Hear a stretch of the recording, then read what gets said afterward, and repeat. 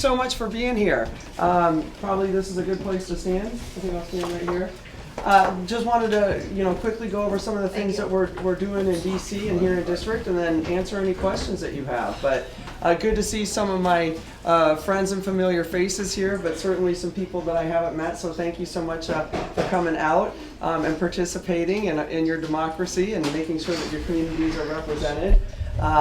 We just came from Afton, meeting with some folks there who are with their food pantry and some of their child care workers, as well as the school superintendent, talking about some of the things we can do to help that community give their needs to their children at an early age, so that folks in our rural community, our kids, have just as much access as kids in urban areas. So I'm thrilled to be back in Mount Ayr. In my first year, I'm visiting every county every month and really trying to get a handle on the issues that we're facing. Mount Ayr was the first place I started my primary in running for this race, and I came to town, and one of the things I remember, and I literally use this story almost all the time, and it really gets people's attention who come from New York and California, who don't understand places like the Midwest. When I always go back to a story I heard when I first came to Mount Ayr, and folks said they had to pool their money together, personal money, just to buy new street lamps for the town square. And I tell that to people across the country who come from places like Manhattan and New York City and Los Angeles. And I said, you can imagine why people in places like Iowa have felt like they've been left behind by federal government when I tell them a story like that. Because if that happened in downtown New York, those lights better be on in an hour, or all hell will break loose. But yet folks in our communities are really helping each other have successful lives, but we need more help. And part of my goal in Washington is to be a voice for every single person here. And I learned very early on that when places like California have 50 reps, New York has almost 40, then I've got to be the voice of 10 representatives to make sure that we get what we need here in Iowa. So I'm trying to live up to that and make sure that I'm bringing the resources here to the great people in this district. For those of you who don't know me, I'm a fifth-generation Iowan. Come from farm family myself. My mom grew up on a farm in Warren County, outside of Indianola, in a town called Milo. My dad's family's from Marion County. I like to say they met on the district line because they met at a Bauer Church picnic, which is pretty darn close, and the way a lot of folks met. And they really instilled in my sisters and me a sense of community.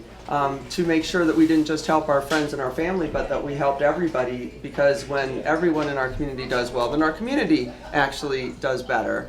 And so that's why I wanted to get into this job, to make sure that Iowans actually had somebody who was standing up there and fighting for them in Washington to get the issues that we need. So I'm proud to be able to do that and make sure that when, for instance, we had our flood on the Missouri River, was able to get $3 billion of funding for that, $1.4 billion more than our senators were able to get on the Senate side. So I fought tooth and nail to make that happen, to get statutory language to cover uninsured grain in bins, when that's not even something that the USDA, my friend Bill Northey at USDA, thought we could even do. And I said, Bill, we've got to make these farmers whole, because they can't afford this given everything that we've been facing, and was able to change statutory language by literally texting the head of appropriations at almost midnight and saying, the language we need isn't right, and I need to get this done so that the farmers can have this, and I need you to meet me tomorrow morning at 8 with your chief so we can get this done. And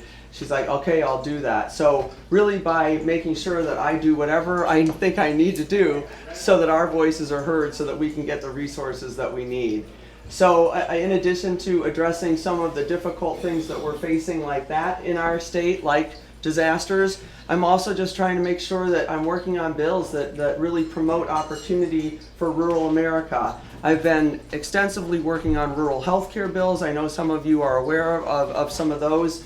But making sure that we address things like physician shortages. I'm trying to get it so that we can have more slots for Iowa to have working residents here, because we've got lots of other states that don't use all of their residency slots. We fill all of ours up and we're still short, and we don't have enough physicians in a lot of places in Iowa. So we want to we want to transplant some of the numbers of those other states who don't use those right here to Iowa, so we can have more residents, because those residents then have to serve the districts in need.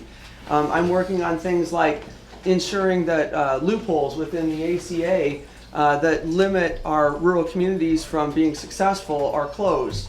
So one of the policies I wrote was to address the issue where you have to have a physician on site to perform outpatient therapeutic care within a clinic or hospital. So in some places like Mount Ayr, even though you've got some nice, regional and local healthcare providers here, there can be times where there's not a physician on site, and you might go in and do something like lab work or something that doesn't require a physician.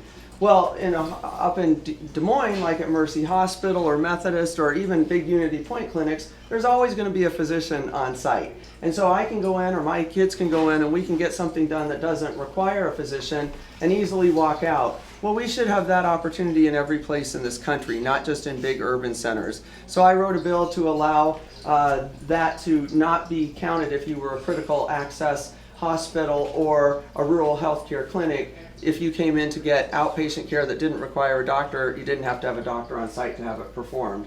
So all of these little loopholes are out there, and we're able to find opportunities to address bills that will help people in our communities, and that's what I'm actively trying to do. And whether it's lowering the cost of prescription drugs, which, by the way, we're going to bring H.R. 3 to the floor by the end of the year. It is a huge prescription drug bill that effectively does three main things. Allows us to finally negotiate the cost of prescription drugs within the at least 250 of the most expensive drugs within Medicare, and then extrapolate that out to every American. So all those drugs will be, we'll be able to finally negotiate them, the most expensive drugs within Medicare and that are used a lot, and then that cost will be pushed to every single American, that savings.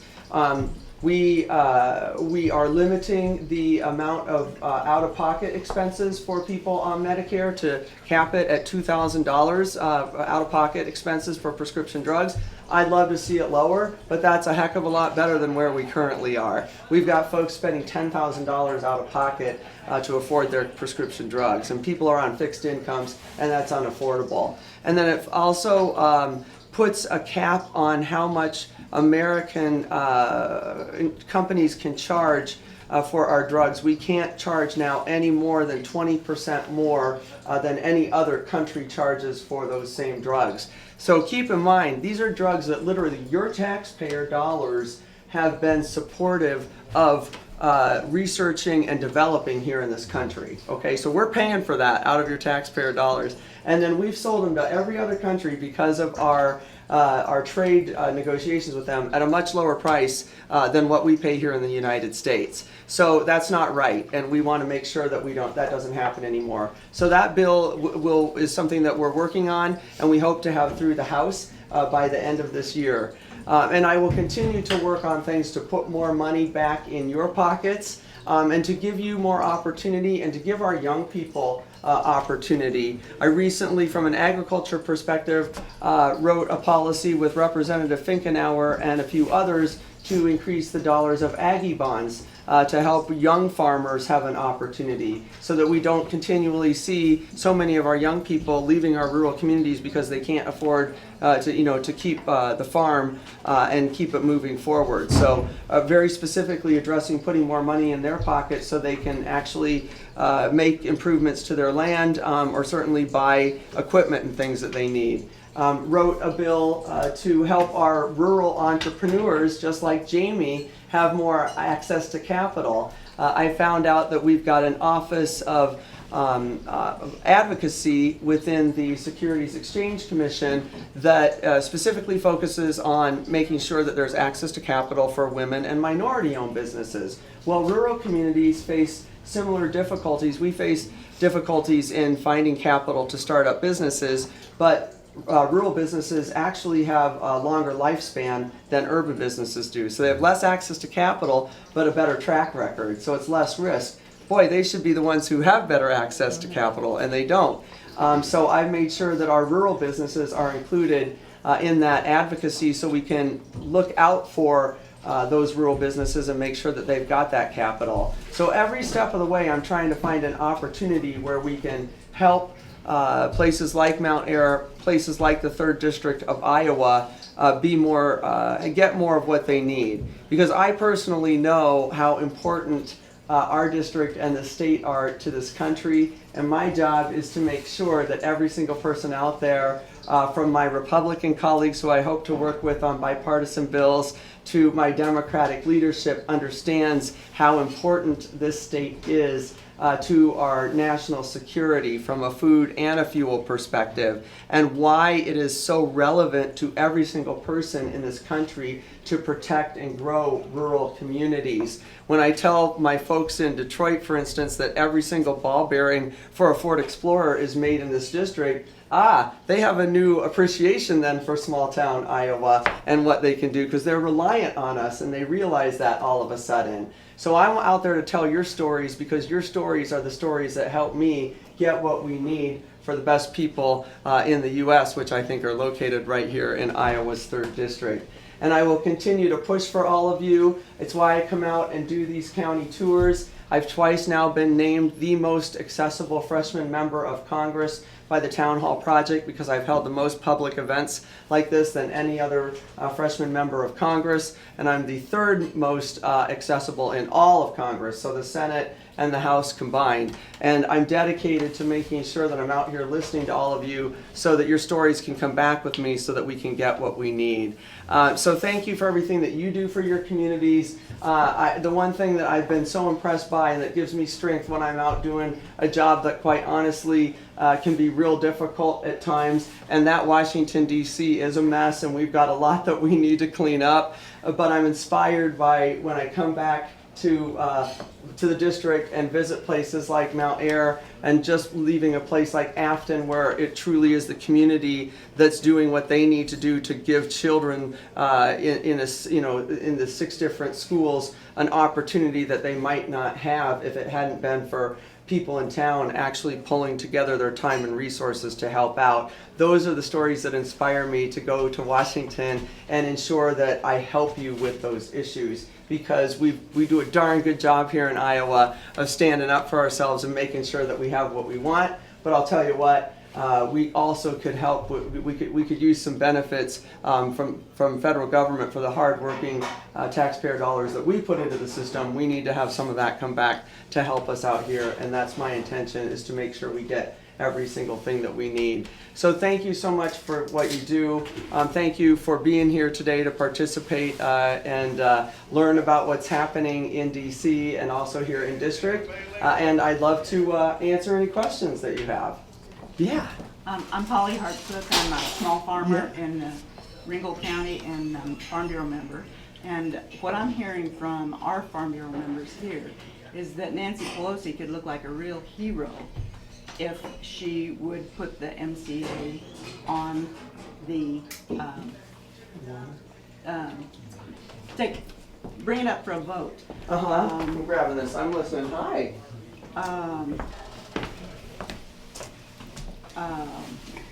I heard on Agri Talk the other day that big labor is okay with MCA as you got it now. That may have been a optimistic statement, but out here it almost looks like she's being vindictive and petty and blaming rural America, wanting to punish rural America for voting for Trump. Yeah, so let me lay the story straight on where we're at. First and foremost, we're very close to getting this done, and as a matter of fact, I would disagree with everything that you're hearing, because the truth of the reality is the speaker literally called me and Abby Finkenauer and said, I want you two at the meeting with President Trumka, who is head of the AFL-CIO, so oversight of all labor essentially, the one who's negotiating this agreement with Lighthizer from the administration, and the working party, which is in the Democratic-controlled House, but it's the Republicans and Democrats that work on it together within Ways and Means. It's a working group. And let me tell you, the speaker wants to get it to yes, and the reason she had me come is so that I personally could talk to Trumka and tell him exactly what you're saying, that I'm out here working hard to make sure that rural America has what it needs and that we're serving our farmers. I was the one who opened up the EPA, the investigation into the EPA on this administration's issuance of renewable fuel standard waivers to help rich shareholders for fossil fuel on the backs of our farmers. I've been talking about trade for, pushing this through. And so the speaker knows I'm actively trying to make it happen, but I'm being, exactly to your point, there's folks saying that's not the case. The speaker wants to get to yes. And she absolutely wants this trade deal to get done. She was behind NAFTA. And so Trumka's the one who he's almost there with the labor piece. He says we're on the 7-yard line. So I would please let everybody know that the speaker absolutely wants to get it to yes. So does the leader. So does Chairman Neal, who's responsible for the negotiations within Ways and Means. And that's why they're actively working on this every single day. And to kind of put the record straight, the document did not even come over to the working groups in the House until summertime. So the president had been telling folks that it was the House was keeping it from coming for a vote. The working document itself from the administration didn't even come over to the House until the beginning of July, just before we went to July recess. And then we worked through a bunch of issues like the biologics pharmaceutical piece. You may have been at a meeting where I talked about that. That's coming really close, and now it's just finalizing 3 pieces of the labor regulations. So to your point, the labor looks really good, the writing of it, but the regulatory oversight of the labor isn't there. So I met with the ambassador from Mexico about 10 days ago, who showed me the language and the numbers from a labor perspective. Our concern with labor is that we put great policy in place, which this trade agreement does, and I'm glad we're working on a good trade agreement, which says they've got to have a certain amount of folks who oversee mediation and grievances by employees. They've got to have a certain amount of people who are in the manufacturing facilities, et cetera, making sure that regulations are followed, that type of thing. That's all in the language. Problem is there's no stick to make it happen. And that's where labor is concerned. And so what they want to see is a stick, and specifically this. And if we can get this resolved, everything's going to be good with them. What they'd like to see is that if a product that is supposed to have been made with those labor regulations, so meeting certain requirements regarding how employees are treated, work hours, pay, etc., environmental regulations, etc., if that product is produced and then gets to our border and realize that it did not come from, it didn't meet those standards, that we don't accept the product and that it goes back and it's, to Mexico. And that's the piece they really want to get through. They think that's the stick that's going to hold them to those regulatory labor pieces that I agree with you. We're good with those. What they want is a stick to make sure that it happens. And that's the big holdup. Because And I can tell you we've got to keep working on this, and we're pushing hard for it. I worked at the DNR. I know very well we can put regulations in place, but if there aren't the right resources and structure to support it, then it's almost pointless. And so that's what they're trying to get to. I couldn't agree with you more. I want it to get done quickly. That was our big thing with him, and I actually pointed out to him politically, you're not helping me, who helps support labor, if you're not getting this pushed through quickly. And that's why the speaker wanted us there to literally tell them, if you want to help keep seats that also help labor, you better help us get this pushed through. Right. We've been losing market share and pricing opportunity for how long now? Just because everybody else gets paid anyway. So they don't, there's no sense of urgency. Yeah, well, there is a There is sense that of here. urgency, and I couldn't agree with you more that I understand why farmers are really frustrated. Let me go back to the fact that a lot of the frustration wouldn't be there if we weren't in the middle of a trade war with China, and if this administration wasn't violating the Renewable Fuel Standard Act. how would you fix that trade war? Or how would you fix the, what are the alternatives for solving the problems with China? The stealing the Intellectual property. intellectual property and the money, currency manipulation and all that. What are the alternatives to that? Well, negotiation is what we should be doing. The problem is you don't negotiate with a country like China the way that we're doing it. This country has been around thousands of years longer than we have. They negotiate for the long term. They don't have a democracy, so they don't have the public pushing back on them. Their manufacturing and so much of their business is fully run by the government. It's all government controlled. So negotiating with them is not, the tactics that are being used right now is about as counterproductive as you could possibly have. I believe we should have negotiated. Yeah. No, I agree we should. Yeah. Here's the deal. Lighthizer is a good negotiator. If the president can quit tweeting and doing some of these stuff, we'd probably be able to get this done. The unfortunate thing is, Lighthizer takes a few steps forward, we move where we need to, and we get good negotiations moving, and then the president gets upset about something, and then he tweets something out, and he sets it back. And that's really bad for our negotiating stance. I And wouldn't so, be bashing a president that for the first time is finally doing something. Standing up for it. Yeah. No other president coming behind him has done anything. well, just like I And so said, I wouldn't think be we bashing should. him. Well, I'm not bashing him. I'm telling the truth, and this is what the trade negotiators are saying too. We need him to stay out. We just need to focus on the negotiations. If the president tweets out about something that's unrelated to that, but it's kind of impacts, China's leadership on a more personal level, it sets us back.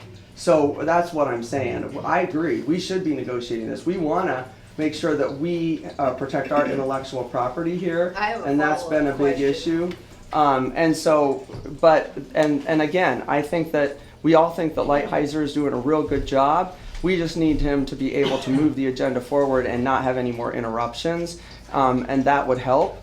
But those two are the biggest issues. The three things creating volatility around farmers right now, it's not just USMCA, it's a trifecta. The biggest thing is probably the Renewable Fuel Standard waiver, which is our biggest issue, because that we've lost billions of gallons. And so our corn production, our second generation biofuels, and our soybeans, everything's been impacted by this. We're laying off and shutting down ethanol plants across the state. And so that's huge. And then the trade war. With USMCA, we've got NAFTA in place, but because people are hearing stuff where they think it's not going to get through, that creates volatility in the marketplace as well. And that's why this needs to get resolved quickly, and why I'm working hard to make sure that that happens. But the other two pieces are going to stay there even when this is done, and continue to drive our markets down and our prices for our products down. So we got to get those done too. Okay, my follow-up question is, conversation from a president to a president happened on July 25, and we're already to impeachment hearings. That could move that fast.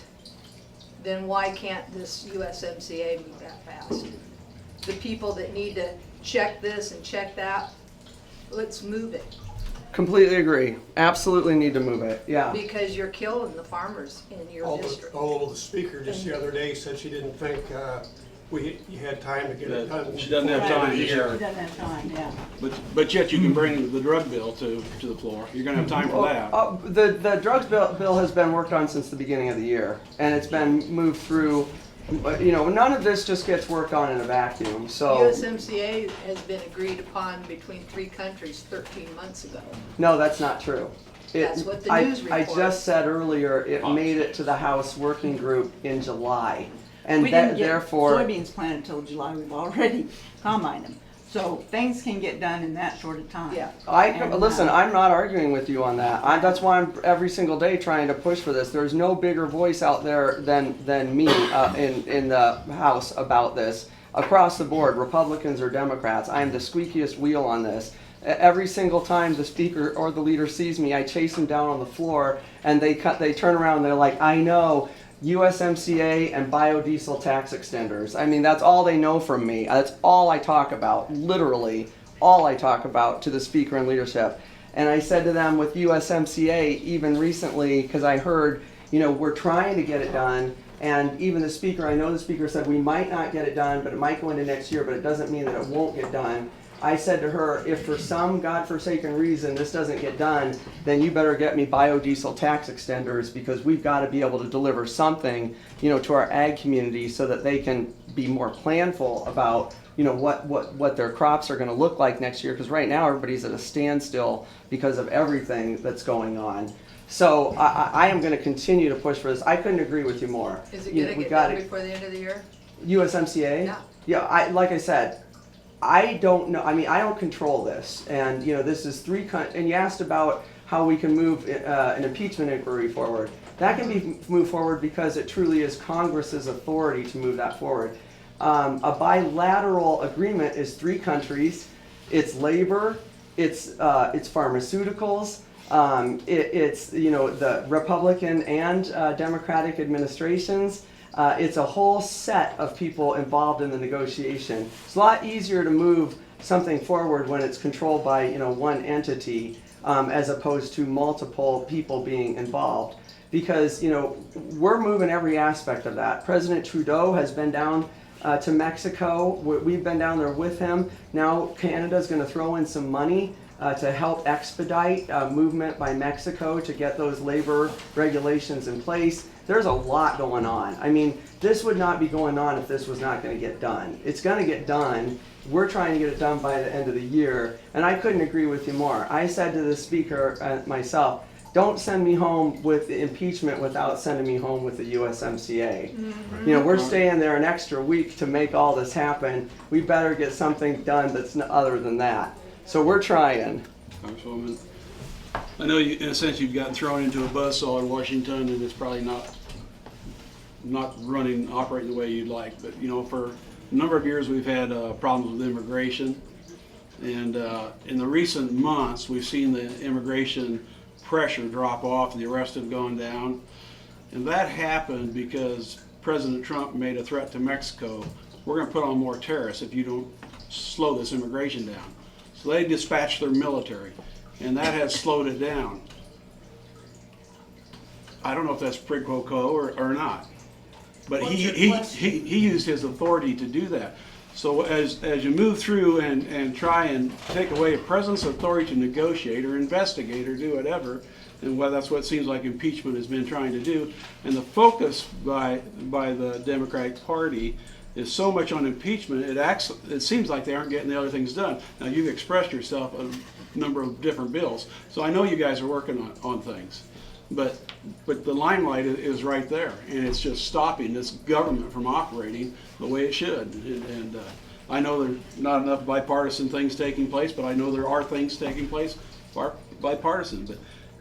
But that focus, and I know the speaker controls what you can and can't do. Now, I feel bad for you for that aspect, but we're hurting out here. Next week's Thanksgiving. Mexico is one of the largest turkey importers for the United States. So all this holds it up.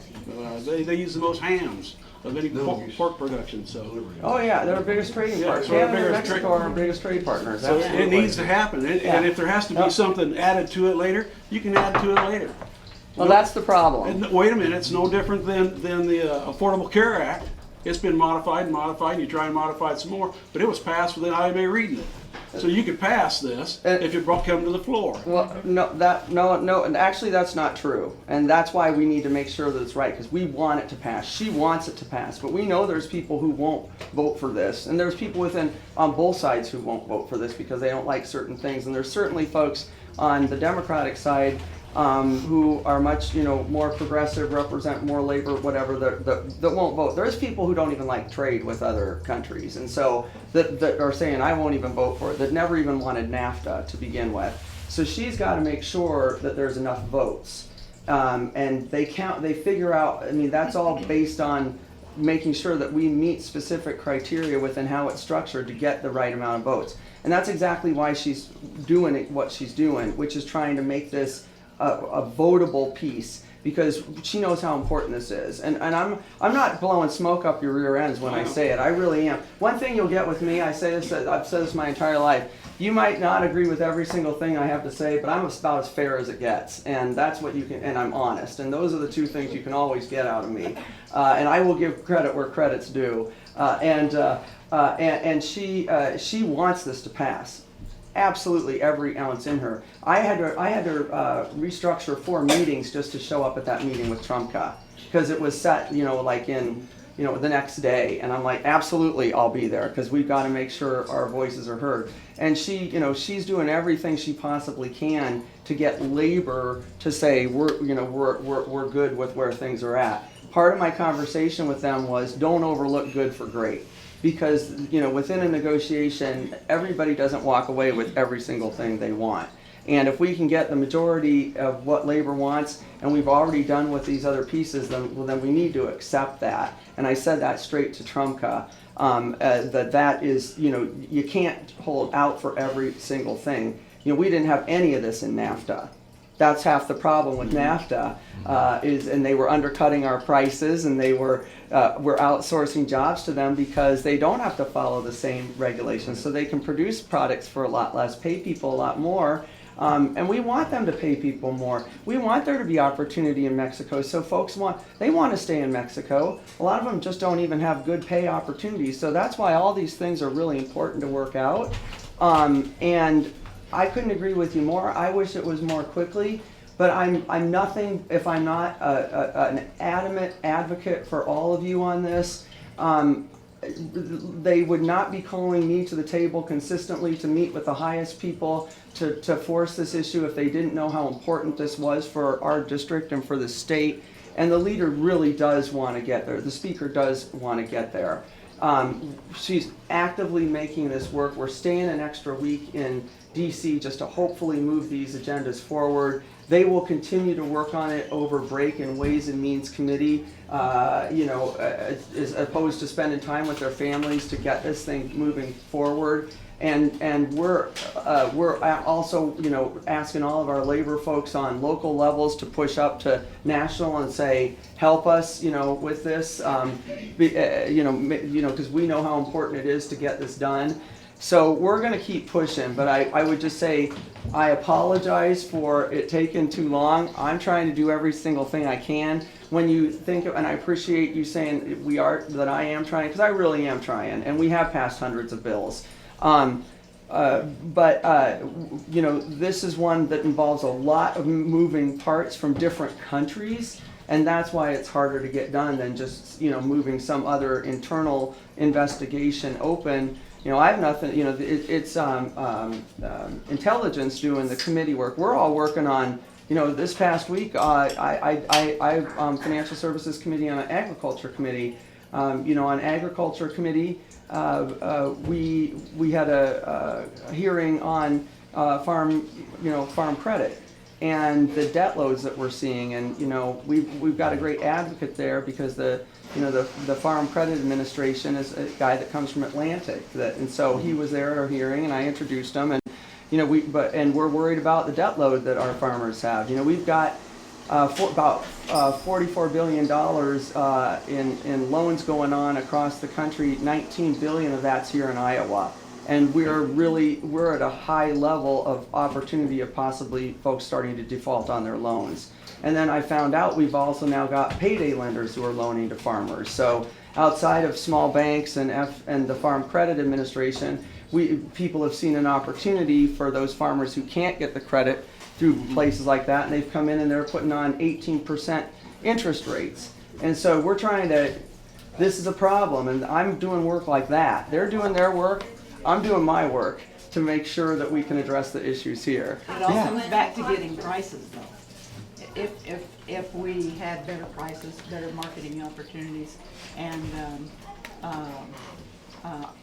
because we worked for years and years and years to get those marketing opportunities. We're losing market share and we're losing prices.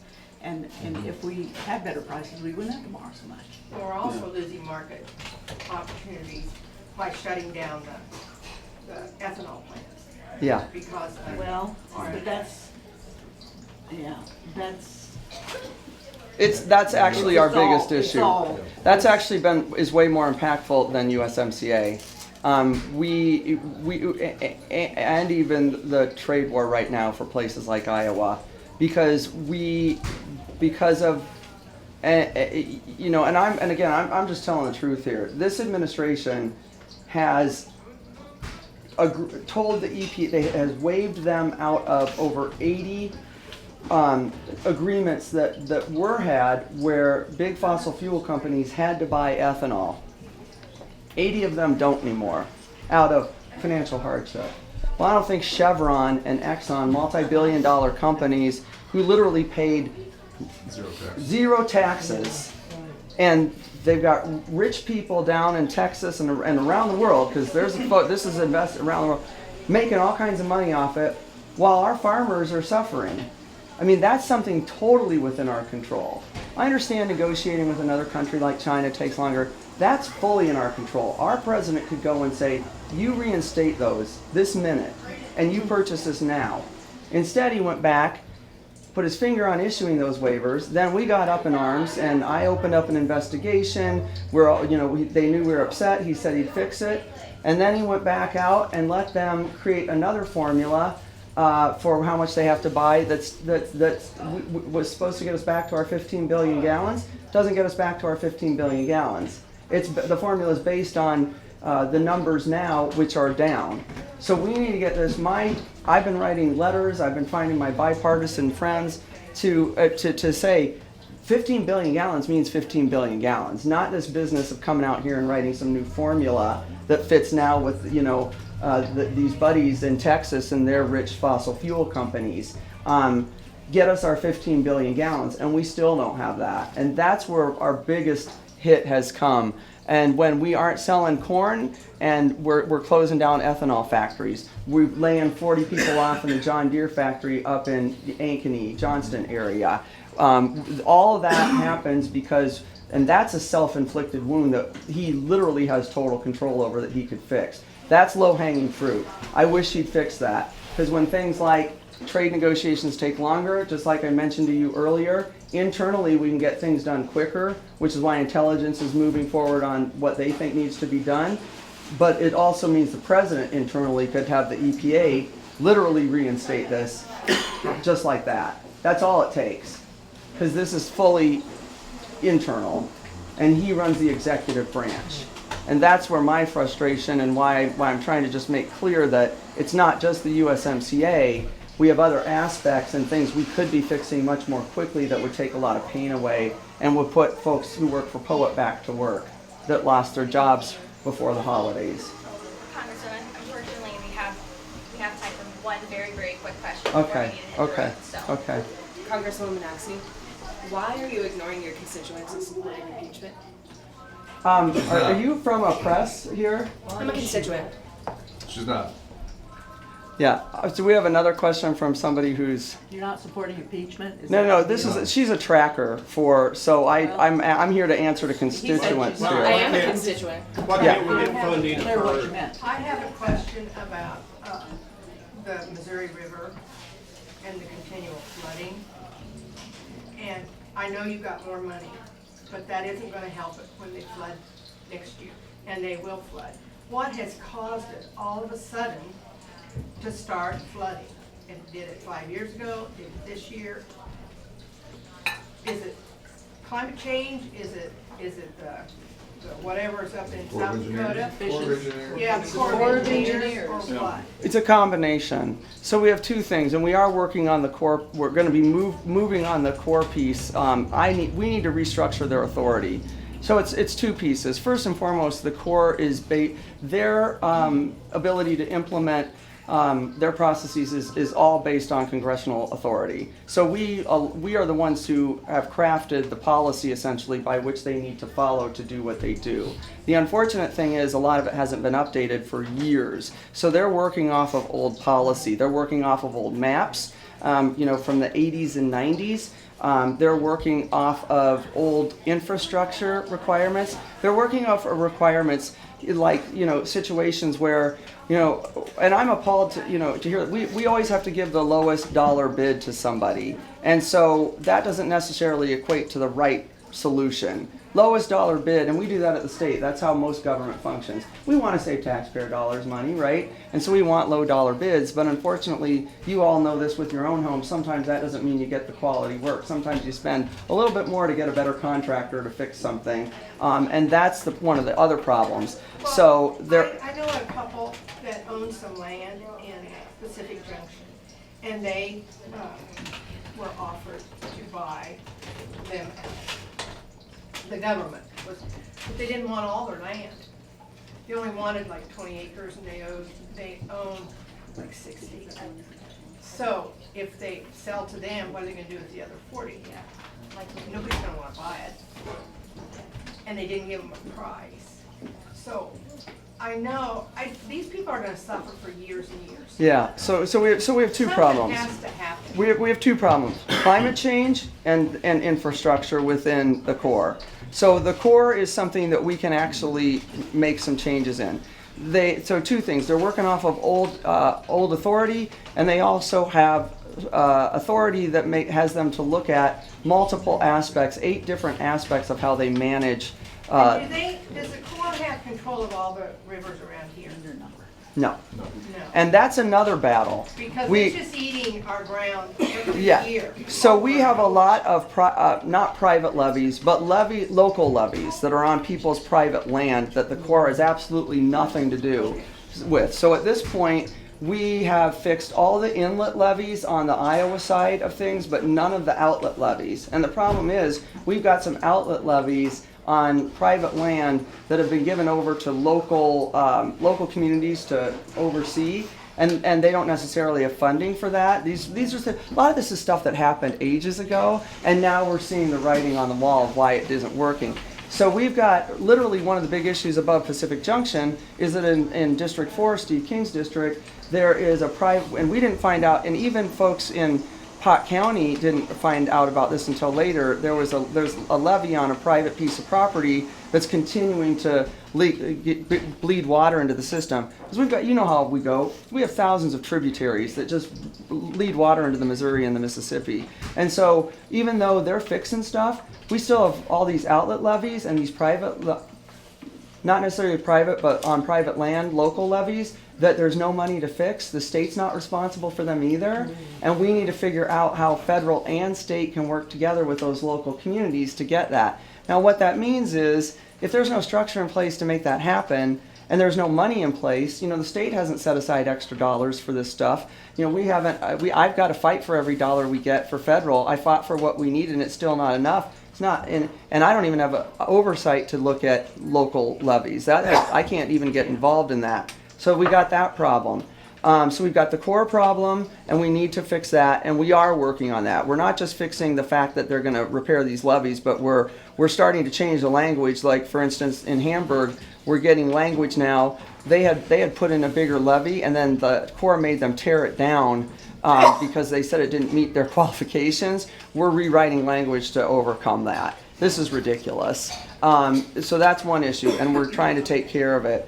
And as a matter of fact, I just co-sponsored a bill for HUD to actually outline a process for how they do their work and how we can get money in people's hands quicker and literally fix the internal process because it's a mess. And then I'm going to be doing that, trying to find other folks to work on a bill for SBA, FEMA, because part of the problem is we're not getting money out quickly enough either. But I would go back to the fact that it is climate change as well. We're seeing an increase in these floods because of it. The big difference with this flood compared to even the same flood that we had in 11 is the Platte River. And the Platte River was an issue because of the cyclone blizzards that we have, which we've never had before. These cyclone blizzards that drop this immense amount of snow precipitation in the Dakotas and in Nebraska and the eastern side of Colorado melted into the Platte. The Platte there were icebergs there in the Platte that were 20 feet long, 11 feet high, sticking up. All that melted at the same time, and then they had to release out of Gavin's Point. And then that's what happened. So it's really a combination of Will you things. be able to prioritize the Corps' requirements that they were established for navigation and flood control instead of recreation? Because when they keep their dams full up above, and all of a sudden now they gotta start releasing, they don't have the capacity to store it. So Yeah. they create a flood on their own, and I don't care how big you build a dike or a levee, when you got a combination of whether it's the cyclone storms Yeah. or the flooding, and they gotta release water. I think when the last heavy rains, it was 80,000 cubic feet a second or something like that they were releasing. And it was just gonna add to the flood. I know Cotton County flooded 3 or 4 times this year. Yeah, and you're exactly right. Gavin's Point Dam, which is where they release it from, only has 4 feet of holding capacity. So all the other reservoirs, there's 5 reservoirs. Every other reservoir has a lot more holding capacity. The last piece is Gavin's Point, and they made it specifically for recreation and left only 4 feet of water, so they always have to release, always. And that's the way they structured it. To change that would mean going back and redoing that entire reservoir, which I highly doubt they're gonna do. But you're right, it was, that should have been left as a regular reservoir, yeah. And instead, it's not. My weight, is it just for recreation? Is that the only reason it was built? Well, you have So here's where you and fish. and then what you're gonna have is South Dakotans who are like, that's a huge revenue source for them. So you get into this is why this is all very problematic, which is why first and foremost we've just got to fix things to the right level. So we're trying to craft our laws to overcome the bureaucracy that's currently there, that's keeping us from building at that level. And so we are going to be able to build our Hamburg levee at the height we need now. Miracle. But then the second piece is to, we've got whatever structures they have in place, if they truly do, because of the changes with climate and weather patterns and everything we're seeing, if what they've created in the past worked then but doesn't work now, and they structured it because to work for both navigation, water management, recreation, wildlife, everything, they're going to have to tune that in and make it work for what we're seeing today. And I think we're going to be stuck between a rock and a hard place on the Missouri because of it'd be almost impossible for them to go redo that whole reservoir. But what we're going to have to ask them to do is work with us on parts of the land around there and work with our farmers. Obviously figure out there may be places along there where we're going to have to say, and that human life and production takes priority over wildlife or whatever there. I mean, they're going to have to just look at it as different pieces of it and say what works here, because it's just a kind of a big foul swoop of this is how we apply things to everything.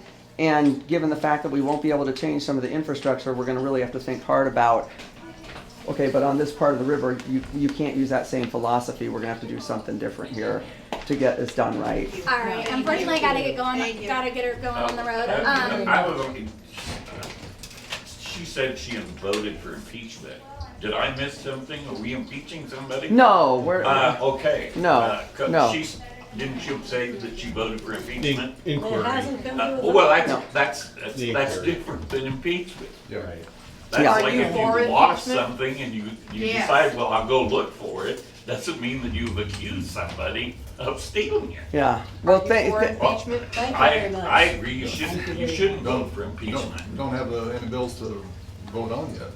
I'm just asking her if she's for it. What I'm for is doing the hard work for the people in this district. I didn't run for the seat to impeach the president. If you've ever seen, go back and check my 18 months of running for this office. There was nothing in there about that. No, It was but all that's what about Nancy's making sure. counting you to do. It was all Let's not about vote making for sure that. impeachment.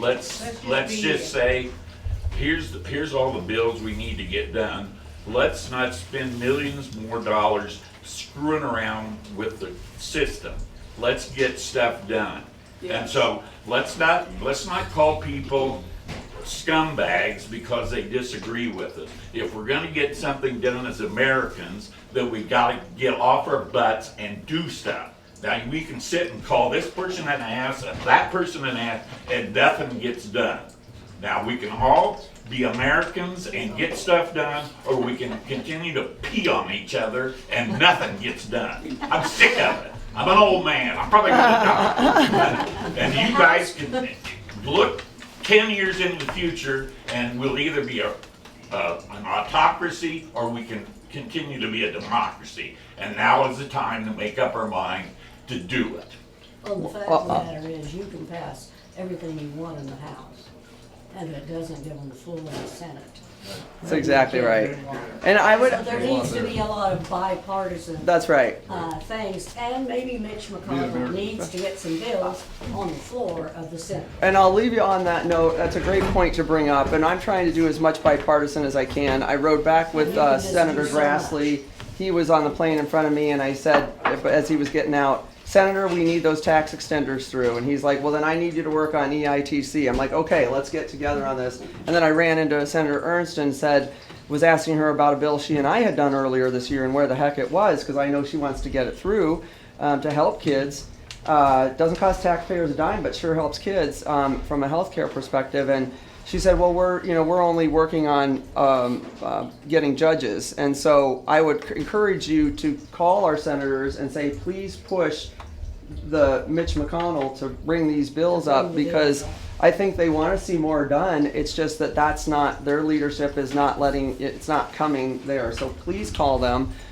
I know that, Senator Grassley is working on a lowering the cost of prescription drug bill that could be our corresponding bill with HR 3, and we can get this done for Americans, but not unless Mitch McConnell wants to bring these, and he's not bringing anything. So I'd encourage you to call our senators and ask them to really start pushing those things forward. Because I don't believe it's the fact that nobody wants to get these things done. I believe it's a fact that there's, in the Senate, there's one person keeping these things from coming. He's got one agenda.